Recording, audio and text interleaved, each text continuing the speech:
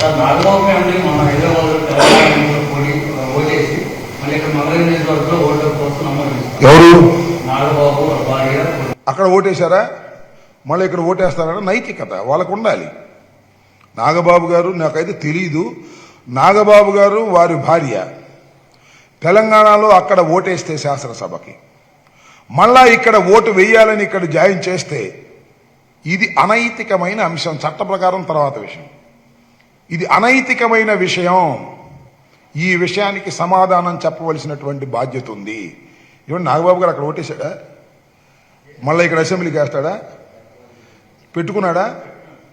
ఇంక మనం ఏం చెప్పవసరం ఈ నైతికత గురించి. పోలవరం గురించి కూడా మాట చెప్పాలిగా, మరి మర్చిపోయి బాగా గుర్చేసావు బ్రదర్. మీరేది ఏటీవీ పోలవరం గురించి మాట్లాడుతున్నాడండి చంద్రబాబు నాయుడు గారు. 72% నేను పూర్తి చేశా అని.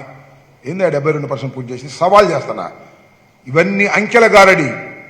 పోలవరాన్ని సర్వనాశనం చేసింది చంద్రబాబు నాయుడు గారి డబ్బుల ఆరాటం తప్ప మరొకటి కాదని మనవి చేస్తున్నా. అనేక సార్లు చెప్పా, మళ్ళా చెప్తున్నా. పోలవరం ఇవాళ ఈ స్థితికి రావడానికి, లేట్ కావడానికి నారా చంద్రబాబు నాయుడు గారి యొక్క అసమర్థత, అవివేకం, చేతగానితనం. నేను అనేక సందర్భాల్లో చెప్పా. ప్రధానమైనటువంటి భాగం స్పిల్వే తర్వాత ఆ కట్టకి ఉన్నటువంటి డయాఫ్రమ్ వాల్ 2 కాఫర్ డ్యాములు నిర్మించిన తర్వాత డయాఫ్రమ్ వాల్ నిర్మాణం చేయాలి ఎర్త్గమ్ రాక్ ఫిల్లింగ్ డ్యామ్ కి. చంద్రబాబు నాయుడు గారు డబ్బులు తొందరగా గాజేద్దామని, తొందరగా ఎన్నికలు వస్తున్నాయి తీసేసుకుందామని, ఉమాను చంద్రబాబు నాయుడు గారు కోట్లు లాగేద్దామని కాఫర్ డ్యాములు పూర్తి కాకుండా డయాఫ్రమ్ వాల్ వేసినటువంటి అతి దుర్మార్గమైనటువంటి ప్రభుత్వం. అందువల్లనే ఇవాళ ఈ ఆలస్యం అవుతుంది.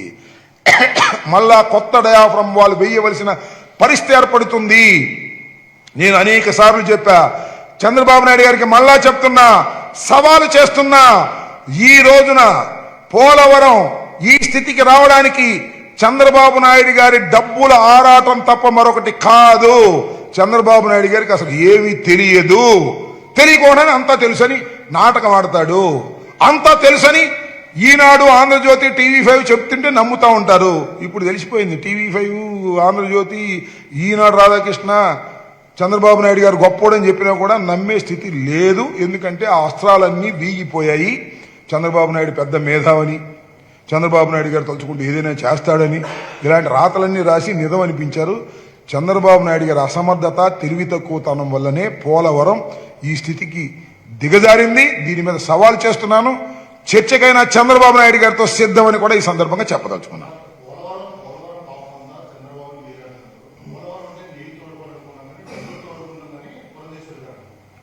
పురంధరేశ్వరి గారిని ఒకసారి మన మోడీ గారిని కలిసి అడగమనండి. నేను చెప్పలా, మోడీ గారు చెప్పాడు. జగన్మోహన్ రెడ్డి గారు చెప్పలా, మోడీ గారు చెప్పాడు. ఏమన్నాడు?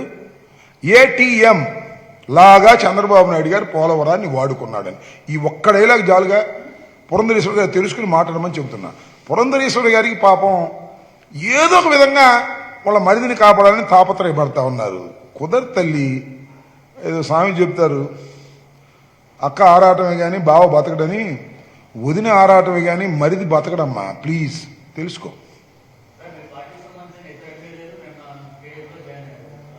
మా పార్టీకి సంబంధించిన 2 ఎమ్మెల్యేలు టీడీపీలో జాయిన్ అయిన మాట ఒట్టిది. వాళ్ళు బహిష్కరితులు. మాకు ఓటేయలేదని అప్పుడే బహిష్కరించడం జరిగింది. మేము వదిలేసిన వాళ్ళందరూ అటు పోతుంటారు. మేము సస్పెండ్ పనికిరాడు, వీడు మోసం చేశాడు అనుకున్న వాళ్ళని సస్పెండ్ చేస్తే అటు వెళ్ళి చేరతారేమో. ఆ తుక్కంతా అలా మొయ్యి మనం మాకేం అభ్యంతరం లేదు. మేము జగన్మోహన్ రెడ్డి గారిని మోసం చేసి ఈ పార్టీలో ఉండి డబ్బులు తీసుకుని ఆ పార్టీకి ఓటేసి వాళ్ళని సస్పెండ్ చేస్తే వీళ్ళు మాకు పనికిరారు చీ అంటే వాళ్ళందరూ వెళ్ళి చంద్రబాబు భుజం మీద ఎక్కుతారు, మొత్తం మునుగుతారు. చంద్రబాబు, పవన్ కళ్యాణ్ ప్రయాణం చేస్తున్న పడవ మునిగిపోయే పడవ. ఆ పడవ ఎవడెక్కినా శ్రీమద్ రమారమణ గోవిందే, శంకరగిరి మాన్యాలే. ఏంటండి?